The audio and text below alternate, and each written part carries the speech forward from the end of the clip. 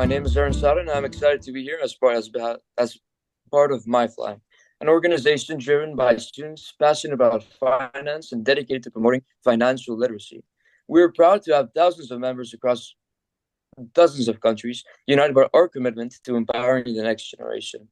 Today, we have special guests with us, Mohammed Haziq, a distinguished graduate from Northeastern University and a professional at PricewaterhouseCoopers. Mr. Haziq, thank you. Thank you so much for taking the time out of your busy schedule to join us today. It really means a lot to us here at MyFly. We appreciate all of the support that you've been able to give us, and I know the viewers are eagerly watching and are looking forward into your insights. Well, to begin with our questions for today, let me begin with the first one, sir. There are many related majors that high school seniors interested in finance can pursue, as you well may know, Mr. Haziq. Mr. Haziq, you hold degrees in business management and accounting, and you've worked with prestigious firms like PwC and EY. Based on your professional experience, what advice would you give to students in high school who are struggling to decide which major or path to choose in the financial sector? Well, first I said thank you for having me, guys. I appreciate my flight for this opportunity.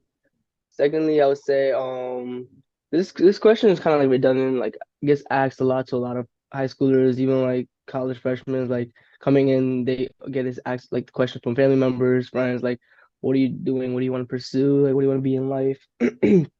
I would say you would really not really know this answer to this question until you really get that calling. It could even be your senior year of college. Like it's never too late. So one thing I even tell like my sister yesterday, she was saying like she's finishing dental school right now. She was saying like dental like it's fun, but like she's like not sure if she still wants to do it. I told her to see it through, but do something on the side as well. So to answer your question is you really would not know until further down the line. Like for me, I knew when I took a few classes and I actually started like feeling like I can do something with this major, this type of study, you know. So I would say it takes time. Everyone has their own path, everyone has their own timeline, and it works out differently for everybody. And what about you, sir? When exactly did you find your calling? Me, so coming out of high school, I wanted to become a lawyer. I would not want to go into accounting as like the way most people like pursue their careers out of high school, whether it's doctor, engineer, they know what they want to go for. Me, I wanted to go for law school and stuff, but once I got to, I would say junior year, I believe it was junior year, I got it into it. I was like, yeah, accounting is definitely it for me, and I chose accounting due to, I would say, the financial state of like the financial state of like my family. Due to that aspect is why like I chose accounting and that business route. And what was the defining moment that changed your perspective, sir? What was the defining moment that changed my, sorry, say that again? Your perspective. My perspective. I would say there's a lot of personal things that were happening at the time, Mhm. and due to the personal things, I would say it did make it a lot more clear that I think having a strong financial and finance literate fundamental state is like needed at the moment. So due to that aspect, I decided to go down that path. That's very admirable. So you've done very well for yourself. That was a very good path indeed. Thank you. So as move on to my second question. As a first generation student of South Asian descent, your perspective is especially valuable. Financial education can be particularly crucial for communities that have been historically excluded from the field. In your experience, what role do you believe financial literacy plays in empowering underrepresented communities? And what should young students from similar backgrounds keep in mind? Yeah, I feel like financial literacy is one thing that's very undermined in the community right now. Like a lot of people are focused on just making money and getting a good job, but like they don't really know how to maintain a job. Like I have a lot of clients that are either dental, like they're in like the medical field, they're dentists, they're even in like law. And yeah, they make good money, but they don't know how to maintain it. They don't know how to have their money work for them whether that's like even a conversation about like Roth IRAs, which they don't even know what Roth IRAs are. Some of them are just focused on 401ks, or some are just focused on stocks. But there's so much more methods on how to invest your money, have your money work for you, start passive income. A lot of them don't have this financial literate background to even understand some financial literate terms. So I think first thing as a South Asian community, within South Asian community, I feel like you must educate your family before you do anything because you can't just start educating everybody. I don't know. But first is you start with your family and work your way out from that. With family, then you go into friends. Then you can go into maybe if you go to your local mosque, like for us, me and Daniel, we go to the same mosque. We can start educating people within our local mosque. From there, we can work out to, your neighborhood and so on. But financial literacy, I think, is a very underlooked aspect of like growth that people don't really pay much attention to, and I think they should. And just to like, because I know you, okay, you studied accounting, you have this background on financial literacy, but how would you recommend people, like your clients, what do you think is the most effective way for them to get a background in financial literacy or educate themselves about like financial terms and financial aspects in order to have more benefits like you mentioned? No, definitely. I would say the main ways that I also like educate myself are either like podcasts you can definitely listen to. You can listen to fashion way, like get a book, man, read a book. Read a book. Other ways are talk to someone in a profession that even more than me, like has more knowledge. Like you can definitely like connect on LinkedIn, but like even if you like know somebody that's at a position that you want to get to, schedule a call with them, talk to them, see what they're doing to, increase their financial literacy, see what they're doing, what paths are they taking, and you can follow in those paths as well. And just so you first became interested with finance and with like when you were in college, or did you like take steps before to? No, I like I said, I was going down the law path. My like coming out of high school, freshman, sophomore year, and then I took like I think it was mandatory to take like an accounting and two class. I took those, and then it came time to declare your major. So then from there on, I was I think it was towards the end of my sophomore year, start of my junior year. I was like, yeah, I think accounting, business path is the way to go. And especially like when you're on campus, a lot of these big organizations like PwC, EY, Blackstone, we have KPMG. I mean, besides the big four, we have other many other companies. They have a lot of like tabling events. They have a lot of workshops, case studies. So I definitely recommend if you're in college and you get those opportunities, take advantage of those for sure. So, sir, you've had a very impressive start to your career, interning before even graduating. Do you think high schools are doing enough to prepare students for real world experiences like internships early on? What more can well, furthermore, what more can schools and educators do to bridge the gap? I would say high schools near the city in those areas, especially like near the boroughs, they're doing a lot more because working at PwC, I see a lot of the local students within like I know like Brooklyn High. I don't want to say the exact name. I don't know the exact name, but a lot of high schools within like Brooklyn, Bronx, and Queens and even Manhattan. They have students come in from high school and they get to do like walkthroughs and they get like case studies from like Big Four, especially I speak on PwC's perspective right now. So I feel like high schools within like Long Island and I would say like maybe Westchester. I mean within this area, they need to do a little bit more in that terms because I haven't seen a lot of um like further out high schools engage in this type of opportunities for their students. I see. And how exactly did you get familiar with the financial field? Say that again. Sorry. How did you become familiar with the financial field ever since you started entering? What drew you into the industry so much? I mean, it's just clientele work. Like you need to be financially literate because you also like from the company itself and from the profession itself, you need to have CPEs, continuing professional education. So to stay financially literate, PwC itself provides a lot of workshops, a lot of trainings, a lot of mandatory. It's like walkthroughs you have to do and complete it by a certain deadline. So even if I like miss to do something on my own time, PwC provides certain timing that you need to complete certain things for it to even be like it just like could be small shifts, small changes that are very like stagnant within the industry. So you need to understand like have knowledge within those changes. So PwC provides those trainings and those studies and like those it's like basically like walkthroughs within the system and you use those studies and walkthroughs to educate yourself, make sure you're understanding of what the changes that are occurring within the industry. I see.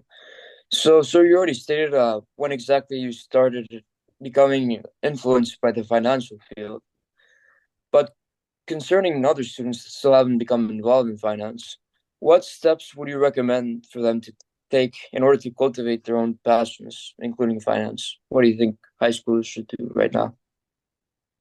I mean, I wouldn't say I'm that far in as like an expert. Like I'm still starting off my journey as well. Like I just graduated 2024.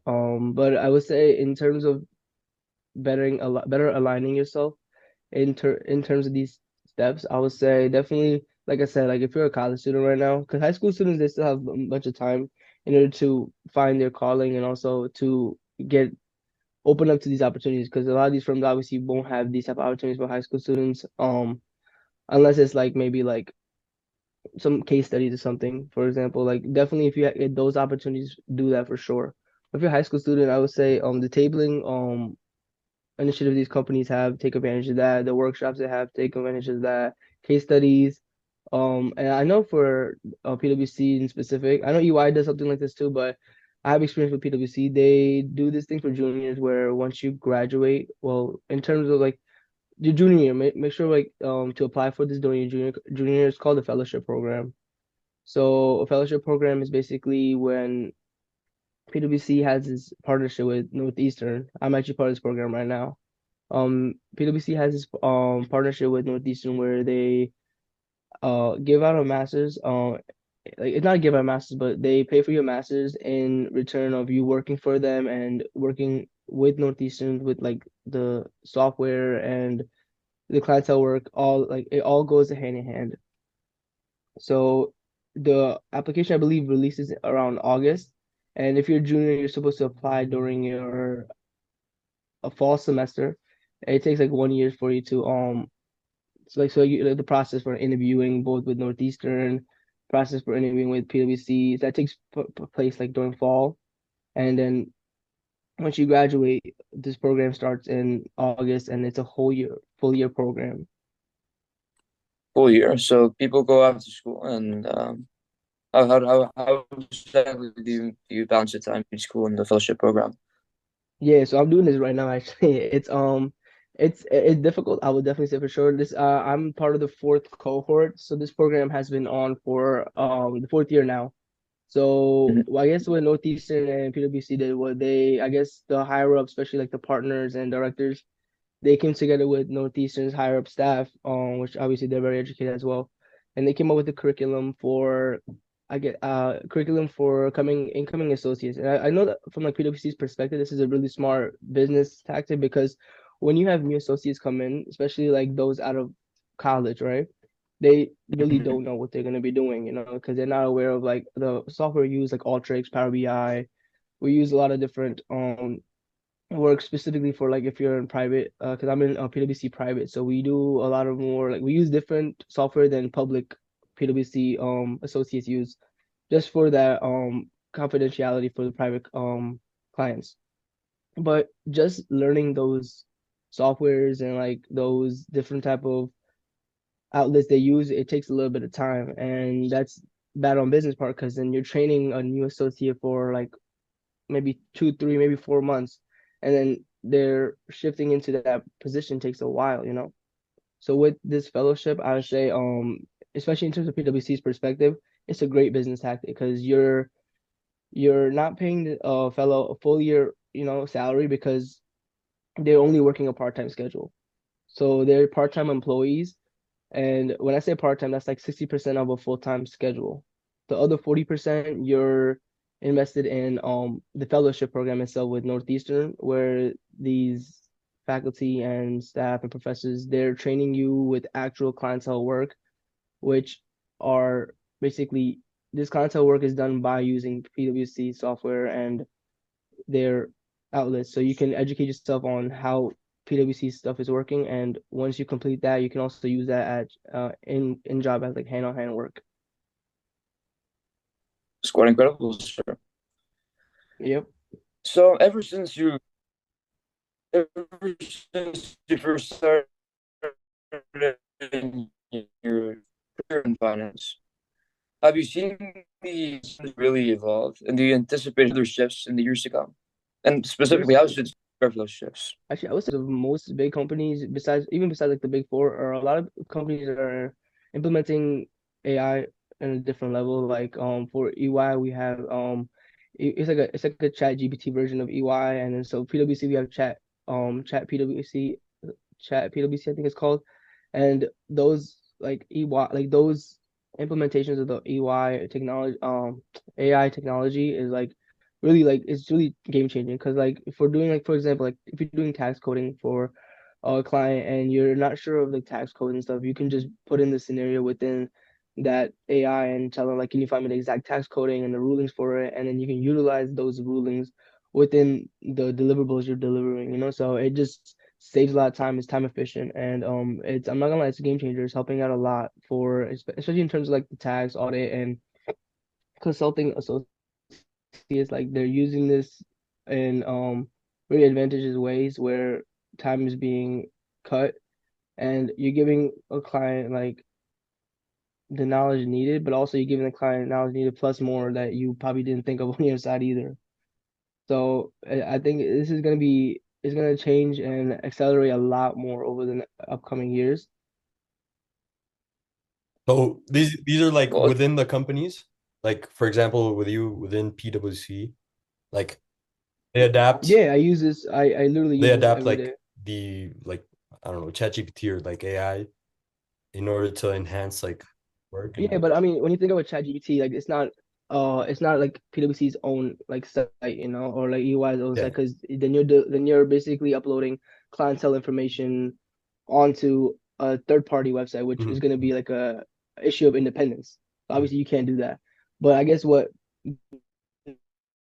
these big companies and corporations have done with a partnership with these AI companies where they're like, you've developed this software for me, and the software keeps it like, you know, private. Just it's like basically tailored for the specific company. And once they, you know, start using it, they can upload certain documents onto this specific website besides of like employees using actual like ChatGPT and actually using like these AI, open AI websites. So they can, you know, they want their employees to utilize these artificial intelligence, but they wanted to use it in a way where independence isn't breached. Okay. very good. So For the remainder, uh, I'll be passing Pablo just so he can make sure to interview you. sorry. I'm sorry, what happened? For, for the remainder of the questions, I'll make sure to pass it on to Pablo, okay? I'm not sure. Aaron, I think you're cutting off a bit. Can you hear me? All good? Yeah, yeah. Okay. Sorry for that, guys. I have very bad internet here. So, Pablo, for the remainder of the questions, I'll be passing it on to you to make sure that you can interview Okay, great. me, given that have bad. Okay, so I guess we kind of talked about this already, but PwC has long been a cornerstone of the financial world. How are firms like PwC adapting to emerging technologies such as artificial intelligence and cryptocurrency?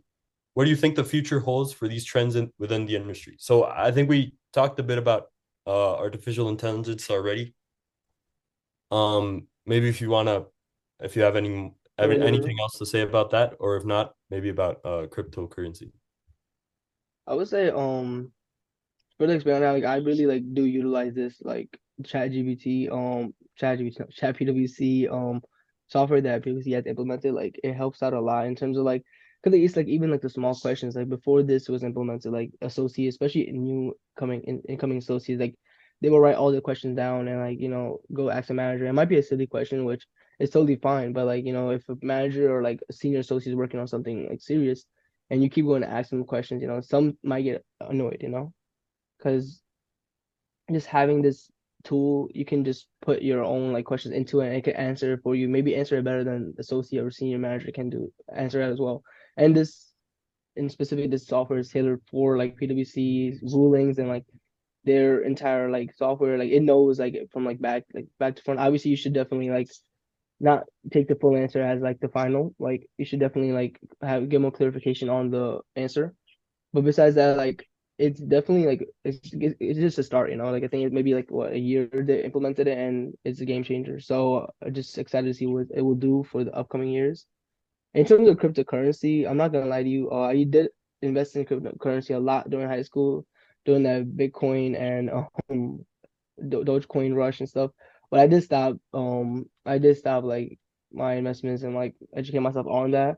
Just kind of like backed away from it because I'm working on a lot more other stuff like in terms of like the masters, and I'm also doing my CPA right now. So that has taken a lot of my time. Would I go and educate myself further on this in the future?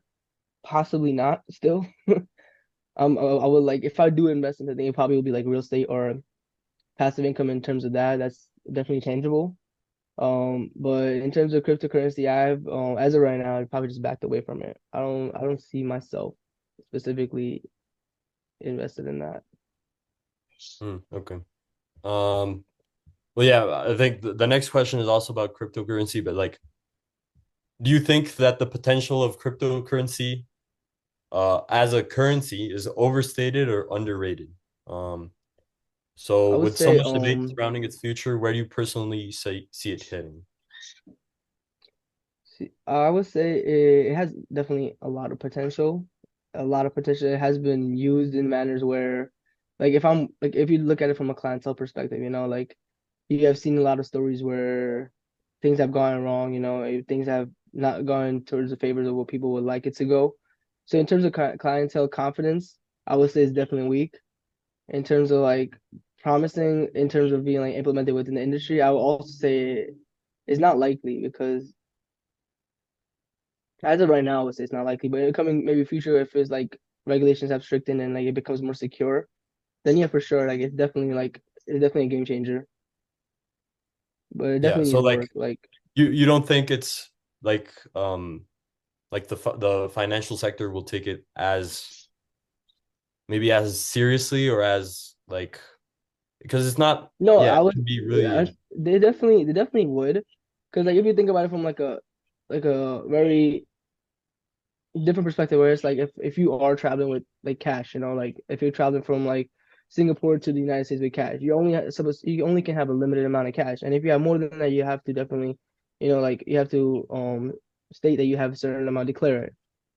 And yeah. if you declare some amount of cash and bring it into the U.S., you have to pay taxes on it. I think so. You lose a lot of money. With Bitcoin, is you have it on a flash drive or you have it on something that's not as it doesn't take as much space, so you wouldn't pay as much taxes on. I think you should still. I think is you still have to pay taxes on it, but it's a lot more safer having something that's on a small USB in comparison to having cash out or even having a different type of tangible asset. Mm.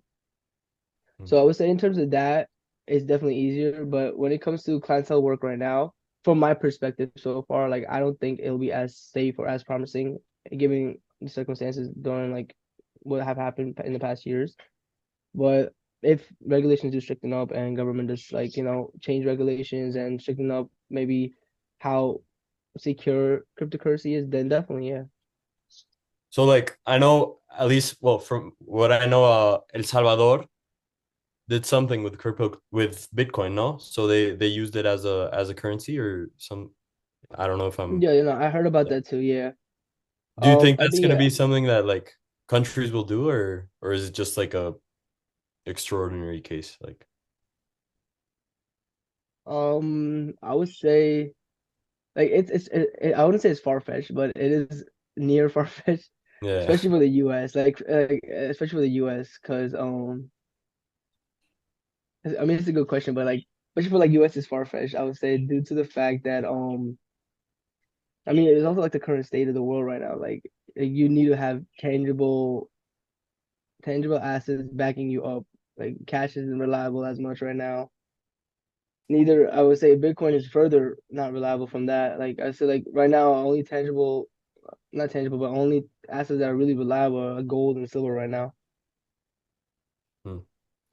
But in terms Reliable of gold. US, Yeah, gold Wow. is reliable. I mean, not reliable, but it is secure. I think that's the word I meant to use. I thought futures were very volatile, weren't they?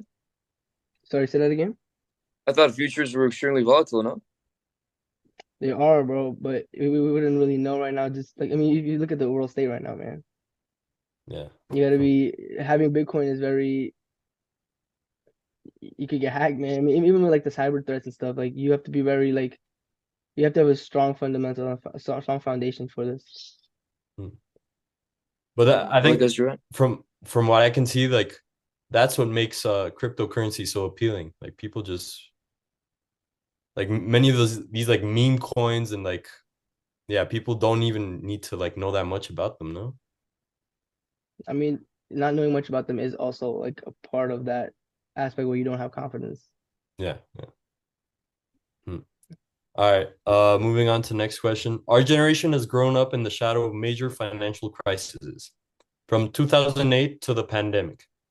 What do you think young people entering the workforce should know about these events, and how can they help shape a more resilient financial future?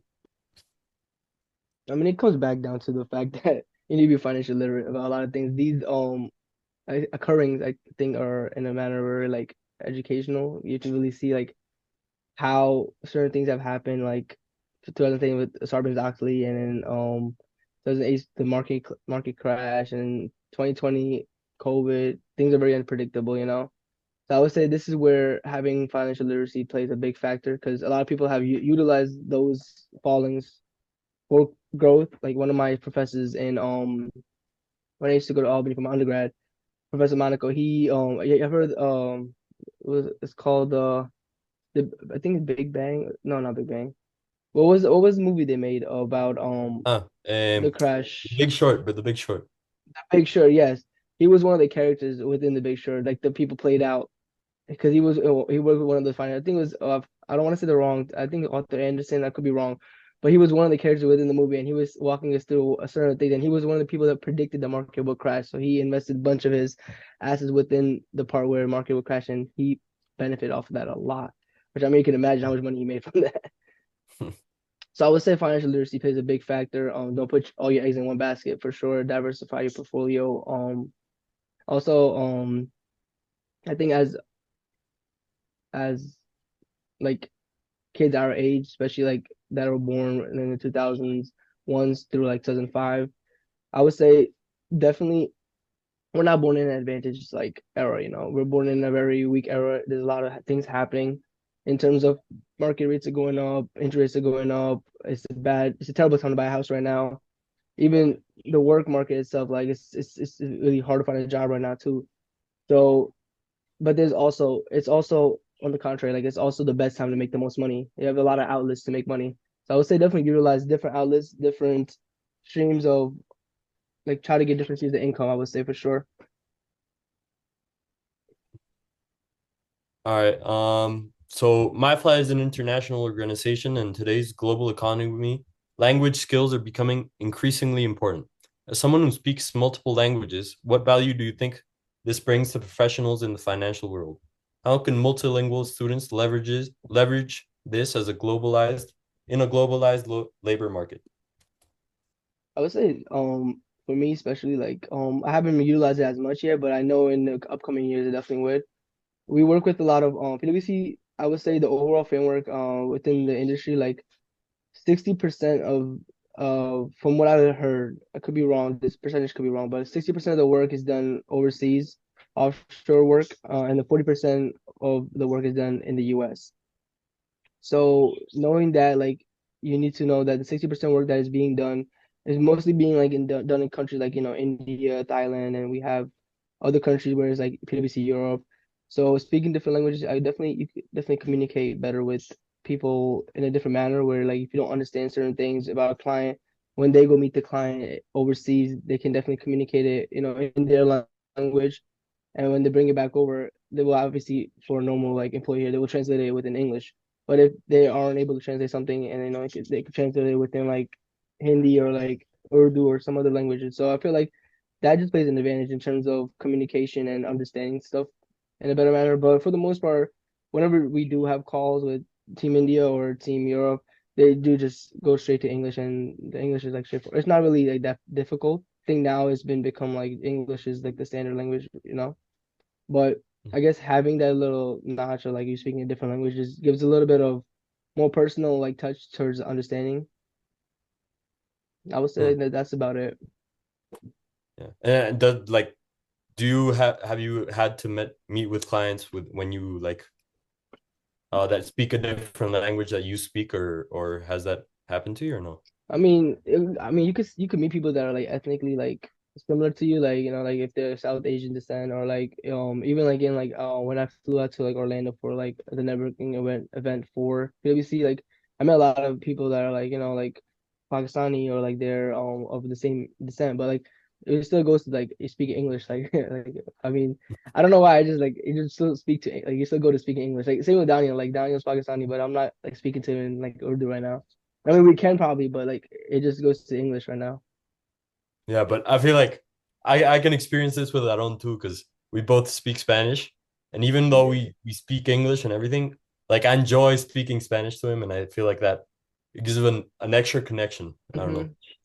No, for sure, for sure. I love that. I wish I could do that too, but I think for like the language aspect, I think I speak more like my personal language with my family and stuff. But when it comes to friends, like maybe here and there we might like you know throw a joke off. But besides that, like it just goes straight to English though. Mm-hmm. All right. So, Oh, please, okay. after you, Pablo. So for the last question, in today's rapidly changing business landscape, interdisciplinary skills are becoming more important. What are some non-finance skills or experiences, such as technology, communication, or entrepreneurship, that you think students should develop to complement a potential career in finance? How can these skills give them an edge in the industry? I would say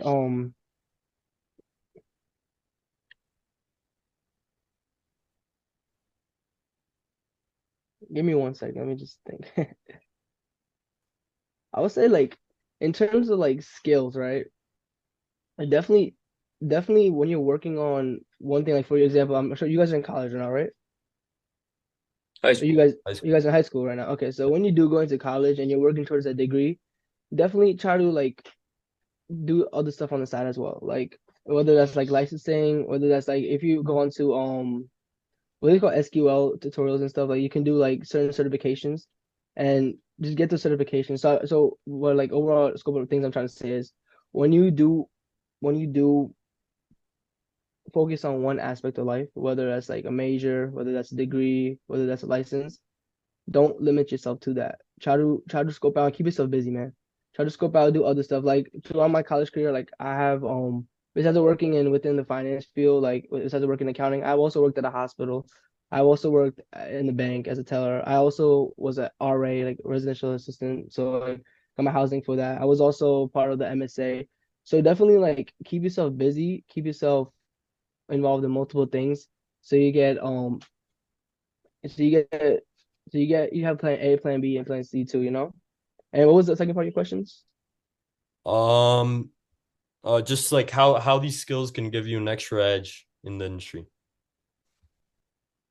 Well, yeah, like what it comes down to like something very small. Like for RAs, I have to meet with this is actually I was thinking about this the other day too. Like you meet for RAs when I was an RA, I had to meet with my residents and I had to do like it was like monthly, like I guess you could say, you know, feedback reports or whatnot, like how they're doing and like mentally, physically, and like just overall giving them feedback on certain things, you know, and just talking to them. So how this correlates with my job is now I'm in that position where I do my work and I have my senior, my manager, they give me monthly, it's called feedback reports. So they're doing the same thing now. So now I was looking at this from like I used to do this as an RA, but it was totally not accounting related. It was just like personal life related. But now I'm doing my work as an accountant and I'm getting feedback monthly from my manager. So it was kind of like a full circle moment where it's like I used to do something like this, and now I'm in a different chair now. I'm getting that same perspective from someone else now. So uh that definitely was one thing. Another thing is working in a bank, working in a hospital, working in accounting firms, very different things, you know. but certain attributes of each job are played in within another job. Like within the bank, like working with like people who are bringing in money, what they're trying to invest in, like whether they're like, oh, like can I spend like put this much amount of money in this bond for 6 months, and seeing how that works. And then when I'm working at work, like certain things like how clients like invest their money and whatnot. So like I feel like a lot of the attributes within different jobs, for the hospital perspective, for example, like I talk to a lot of older people. Like one thing is I like love talking to older people just to get their like um get their viewpoint on a lot of things. And they have a lot to share. They love talking, so they love sharing certain things about what they have done throughout their life. So that's that like connection you have, that clientele. How do you talk to certain people? So those attributes, come and play again. So playing for one job to another job. Mm. And like, do you think like taking different classes within college, like I know you wanted to study to be a lawyer, no, before? Lawyer, yeah. Did you like take classes within that or like yeah. So when you're a freshman and sophomore in high school, you don't really start off taking like law classes. You start taking like general ed classes, Mm. the fundamentals and stuff. This is like whatever classes you haven't taken. So I guess throughout that process, I was like, yo, I'm gonna take these law classes and whatnot. And I took like a few accounting classes, and I guess I hadn't got to a point where I took a lot of classes. I was actually just doing like studying on the side. Like I was just trying to see what like first of when I say studying on the side, basically what I do is like write down my steps for like what's needed of a law degree, what's needed like I think it's LSAT, I think it was LSAT you have to take for a law degree, and seeing like how long my curriculum and my overall like cycle would take. And while I was doing that, this is like I think sophomore year I was doing that, and then I took like an accounting class, and I genuinely like actually liked it. I was like, oh wait, this is something that I can apply to my life like right now. And law will take a while to apply, and I was in like, the type of position where I was like, I gotta apply something right now. So Mm. accounting just spoke to me at the moment. Mm. Well, thank you very much, Mr. Haziq, for sharing your valuable insights and experiences with us today. Your journey from your academic background to your career in finance has provided our listeners with a clear and inspiring roadmap for navigating the world of finance. To everyone watching, we hope today's conversation has sparked new ideas, answered some of your questions, and perhaps even ignited a deeper passion for finance. Whether you're just starting to build or already have a clear vision, remember that the key is continuous learning and adaptability. If you found today's session helpful, we encourage you to stay connected with MyFly and engage with our global community of finance enthusiasts. We'll continue to bring our we'll continue to bring you discussions like this, featuring industry professionals like Mr. Azik and thought leaders to help you stay ahead in your journey. Once again, a huge thank you for Mr. Azik for joining us, and thank you to all our viewers for tuning in. Until next time, stay curious, stay motivated, and keep striving for excellence. We'll see you in the next episode.